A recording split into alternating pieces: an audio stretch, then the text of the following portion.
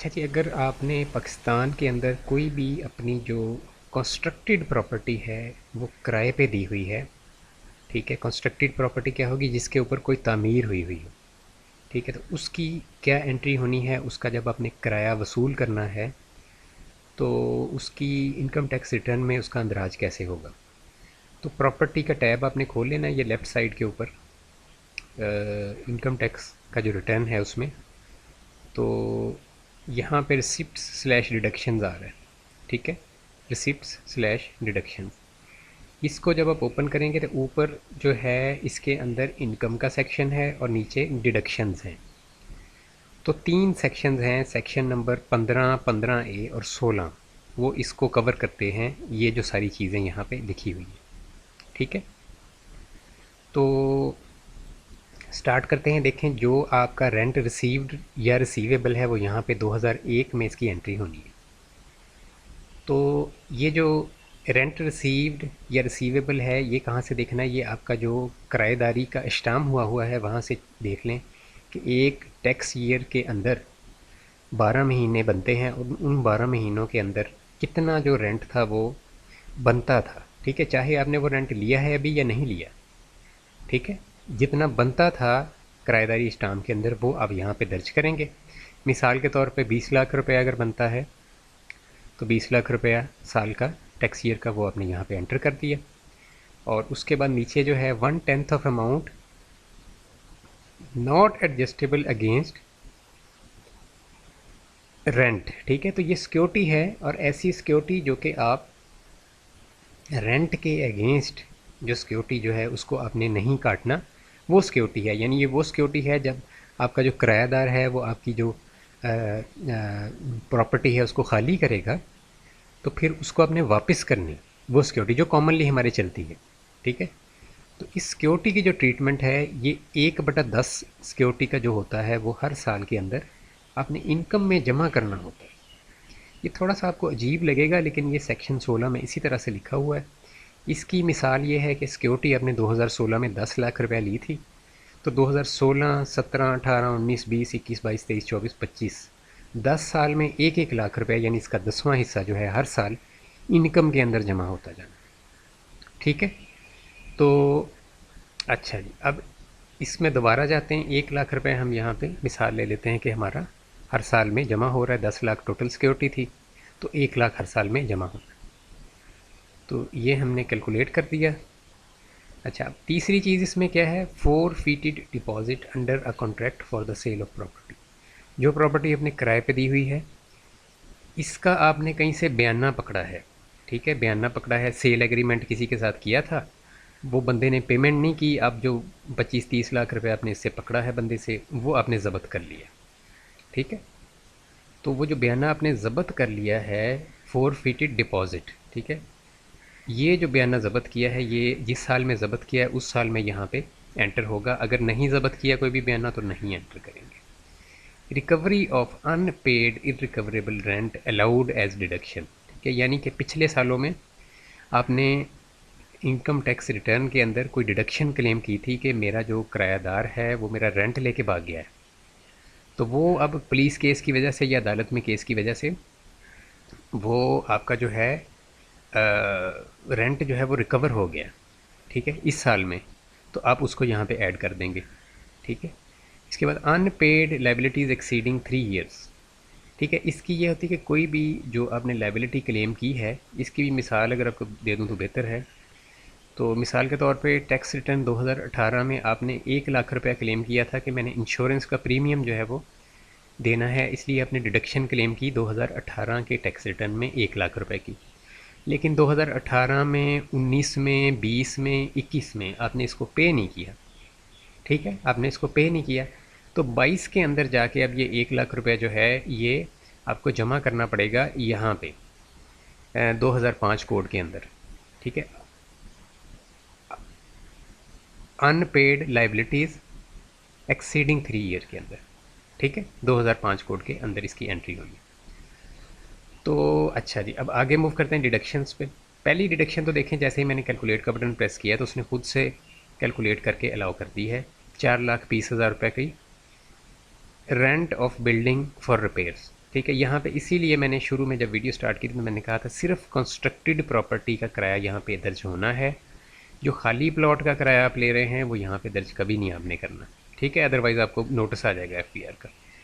अच्छा जी, तो क्योंकि यहाँ पे ऑटोमेटिकली रिपेयर जो होती है वो चूँकि सिर्फ कंस्ट्रक्शन पे होती है तो वो ऑटोमेटिकली ये कैलकुलेट करता है, इसको आप ज़ीरो नहीं कर सकते खुद से, ना इसको बढ़ा सकते हैं ना कम कर सकते हैं। ठीक है। अच्छा जी, अब इंश्योरेंस प्रीमियम। इंश्योरेंस प्रीमियम अगर आपने जो प्रॉपर्टी किराए पे दी हुई है इसकी कोई इंश्योरेंस करवाई हुई है तो उसके ऊपर जो इंश्योरेंस का मार्कअप होता है, यानी जो बेसिकली वो प्रॉफिट आपसे ले रहे हैं आप कह लें, तो वो मार्कअप जो होता है वो उसकी अमाउंट 12 महीनों की यहाँ पे दर्ज होनी है। टोटल किस्तें नहीं दर्ज होनी, सिर्फ मार्कअप यहाँ पे दर्ज होना है 12 महीनों। Local rate tax charge cess, property tax वगैरह अगर अदा किया हुआ है आपने, जैसे 1,60,000 इस पर अगर आया है हमें प्रॉपर्टी टैक्स, तो आप यहाँ पे दर्ज करके कैलकुलेट का बटन प्रेस कर देंगे। ग्राउंड रेंट, ठीक है, अगर आपकी प्रॉपर्टी जो है उसकी ज़मीन आपकी ज़ाती नहीं है, किसी से आपने किराए पे लेके सिर्फ कंस्ट्रक्शन का खर्चा आपने किया है, तो वो जो ग्राउंड का रेंट आप किसी को पे करते हैं वो यहाँ पे आप माइनस कर सकते हैं। ठीक है जी। Profit on capital borrowed for investment in property, आपने कहीं से बैंक से कोई लोन वगैरह लिया हुआ है और उसके ऊपर जो प्रॉफिट आप पे कर रहे हैं पूरी किस्त माइनस नहीं करनी है, अगेन आपने सिर्फ प्रॉफिट 12 महीनों का कैलकुलेट करके यहाँ पे माइनस कर देना है। शेयर इन रेंटल इनकम पे टू HBFC या बैंक्स, ठीक है, तो हाउस बिल्डिंग फाइनेंस कॉरपोरेशन या बैंक से आपने लोन लिया था इस प्रॉपर्टी को बनाने के लिए, और वो जो लोन है वो जो लोन आपने लिया हुआ था इस प्रॉपर्टी को बनाने के लिए, ख़रीदने के लिए जगह को, वो जो लोन है उसके अंदर एग्रीमेंट ये हुआ था कि रेंट शेयरिंग होगी इन दोनों के साथ, इनमें से किसी से भी अगर आपने लिया हुआ। तो रेंट शेयरिंग अगर कर रहे हैं आप उनके साथ, तो जो रेंट उनको दिया है वो यहाँ से माइनस कर देंगे। रेंट कलेक्शन एक्सपेंडिचर अगर आपने किए हैं, जैसे कोई कमर्शियल प्लाजा है तो वहाँ पे कोई बंदे आपने रखे हुए हैं रेंट कलेक्शन एक्सपेंडिचर करने के लिए, तो मैक्सिमम 4% ग्रॉस अमाउंट का अलाउड होता है। जितनी आपको ग्रॉस अमाउंट है, यानी स्टार्ट में जो रकम बनी थी डिडक्शन से पहले, उसका 4% जो है वो अलाउड होता है रेंट कलेक्शन एक्सपेंडिचर। 2037 कोड में इसकी एंट्री होनी है। लीगल सर्विस चार्जेस हैं कि अगर कोई बंदा आप पे केस कर देता है, ये भी कानून में बात लिखी हुई है कि कोई बंदा आपके ऊपर टाइटल ऑफ प्रॉपर्टी पे केस कर देता है कि ये तो मेरी प्रॉपर्टी है। टाइटल ऑफ प्रॉपर्टी क्या होता है कि वो बंदा कहता है जी ये तो मेरे नाम पे है, तो उसमें कोई भी अगर आपको मसला जो लीगल आप चार्जेस पे करेंगे वकला वगैरह को, वो सारे यहाँ पे माइनस कर देंगे। ठीक है, टाइटल ऑफ प्रॉपर्टी की सूरत में। और कोई डिस्प्यूट हो जाता है उस पर नहीं। अच्छा, amount claimed as irrecoverable rent, ठीक है, यहाँ पे आप कोई अगर इस साल के अंदर जिस पर्टिकुलर टैक्स ईयर का हम रिटर्न फाइल कर रहे हैं कोई अमाउंट क्लेम करना चाह रहे हैं कि आपका किराएदार जो है वो भाग गया है, वो आपके पैसे खा गया है, लेकिन इसके लिए बैक एंड पे पुलिस कंप्लेन लाजमी है और किराएदार को मकान से निकालना भी लाजमी है। ठीक है, ये दो कंडीशंस हैं, मकान दुकान या कोई भी बिल्डिंग है तो किराएदार को वहाँ से निकालना लाजमी है कानूनी तौर पर, अदरवाइज़ वो मानते नहीं हैं। आपके जो FBR है वो इस डिडक्शन को नहीं मानेगा, आपको वो कहेगा कि ये डिडक्शन हम मानते ही नहीं। ठीक है, payment of liability is treated as income, ये वही केस है कि ये 2018 में आपने क्लेम किया था 1,00,000 रुपये, आपने पे नहीं किया, क्लेम कर दिया था, तो ये लाइबिलिटी आपकी बन गई थी। तो 2022 में इसको आपने इनकम ट्रीट कर लिया। अब 2023 का टैक्स रिटर्न हम फाइल कर रहे हैं तो इस टैक्स ईयर के अंदर आपने ये 1,00,000 रुपया पे कर दिया। ठीक है, यानी ये 3 सिनेरियोज़ हो गए, पहले डिडक्शन थी, फिर इनकम ट्रीट किया गया उसको, फिर आप डिडक्शन क्लेम कर रहे हैं इस पर्टिकुलर टैक्स ईयर में। तो ये भी रेयर केस है, बट ये ऐसा हो जाता है, तो फिर ये 1,00,000 रुपये यहाँ पे हम एंटर कर देंगे। ठीक है जी, इंश्योरेंस वाला जो है बेसिकली इंश्योरेंस की जो लायबिलिटी। अच्छा जी, सॉरी, ये नीचे वाले में payment of liability treated as income के अंदर, और उसके बाद अदर डिडक्शन अगेंस्ट रेंट, कोई और डिडक्शन है जो कानून अलाउ करता है तो वो यहाँ पे आप कर सकते हैं। ये मुकम्मल है यहाँ तक, और इसके बाद आपने क्या करना है, इसको कैलकुलेट के बटन को प्रेस करके तो आपने चले जाना है टैक्स चार्जेबल पेमेंट के ऊपर, और यहाँ पे कंप्यूटेशन के अंदर आप देख सकते हैं कि आपकी 15,20,000 रुपये जो है वो टोटल इनकम यहाँ से इन्होंने उठाई है। ठीक है, यानी 15,20,000 रुपये टोटल जो इनकम है वो आपकी बनी है, या इसको आप नेट इनकम कह सकते हैं कि आपकी डिडक्शन के बाद। ठीक है, इसको यहाँ से मैंने कॉपी कर लिया है, मैं इसको बताता हूँ इसको पेस्ट कहाँ पे करना है। तो इसके ऊपर जो टैक्स बना है 1,16,000 रुपये आपका टैक्स बना है। नीचे आप देखेंगे कोई आपका एडवांस एडजस्टेबल टैक्स अगर एंटर किया होगा आपने, ठीक है, कोई मोबाइल फ़ोन के अगेंस्ट या पीछे बैक एंड पे एंट्री हुई होगी तो यहाँ पे शो होगा। ठीक है, तो वो इसमें से माइनस हो जाएगा। तो जितने भी एडवांस टैक्स हैं आपके मोबाइल सिम्स के ऊपर जो आपके नाम पे हैं और इंटरनेट कनेक्शन जो आपके नाम के ऊपर है, तो ये 5-7 हज़ार रुपये तो यहीं से आम बंदे का बन जाता है, मिडिल क्लास वाले का। ठीक है, हो सकता है 10-12 हज़ार बन जाए आपका। तो वो यहाँ से इसमें अब हम मिसाल ले लेते हैं कि ये एडवांस टैक्स आपका जो है यहाँ पे ये शो हो रहा है, कोई इसकी अमाउंट इतनी आ रही है कि आपका नेट जो यहाँ पे अमाउंट बनती है टैक्स पेबल की, वो टोटल बन जाता है जनाब 80 हज़ार लगा लें। ठीक है, 80,000 जो है वो आपका पेबल है, बाकी आपका माइनस हो गया ऑटोमेटिकली। तो 80 हज़ार जब आप पे करेंगे तो सबसे पहले इसको आप कहाँ पे एंटर करेंगे, यहाँ से पहले आप इसको पे करेंगे PSID जनरेट करके, और वेल्थ स्टेटमेंट के अंदर आप जाएंगे, एक्सपेंसेस के अंदर इसको शो करेंगे। ठीक है, 80,000 जो आपने टैक्स दिया है या जितना भी दिया है, ठीक है, मैं सिर्फ मिसाल दे रहा हूँ यहाँ पे। तो यहाँ पे आप जो है 7052 कोड में 80,000 जो है इसको शो करेंगे। ये मैंने शो कर दिया। ठीक है, कैलकुलेट का बटन प्रेस करेंगे और ये 80,000 अपडेट हो गया एक्सपेंसेस के अंदर, और कोई एक्सपेंस अभी ऐड नहीं हमने किया। इसके बाद आप जाएंगे कि रिकॉन्सिलेशन ऑफ नेट एसेट पे इनकम आपने ऐड करनी है। तो ये दो चीज़ें इसलिए बता रहा हूँ कि जितने भी यूट्यूब पे लोग बैठे हैं जो ये चीज़ गाइड करते हैं, इस चीज़ को मिस कर देते हैं। ठीक है, तो यहाँ पे आपने इनकम ऐड कर दी 15,20,000 रुपये, 7,031 कोड में एंट्री होनी इसकी। Income declared as per return for the year subject to normal tax के अंदर। ठीक है, और कैलकुलेट का बटन प्रेस करेंगे। अगेन यहाँ पे अनरिकनसाइल्ड अमाउंट आ रही है, इसको एडजस्ट करना है। इसकी एडजस्टमेंट के बहुत से तरीके हैं। अब चूँकि ये जो रिटर्न मैंने आपके सामने शो किया हुआ है, इसका जो 30 जून 2023 के बैलेंसेस हैं वो हम ऐड कर चुके हुए हैं।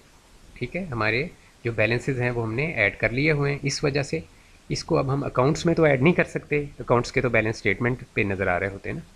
तो इसको हम एक्सपेंसेस में ऐड कर देते हैं। आसान तरीका है, एक्सपेंसेस में 7,087 ठीक है, इसके अंदर हाउस होल्ड एक्सपेंसेस में जाके इसको हम एंटर कर देते हैं अमाउंट को।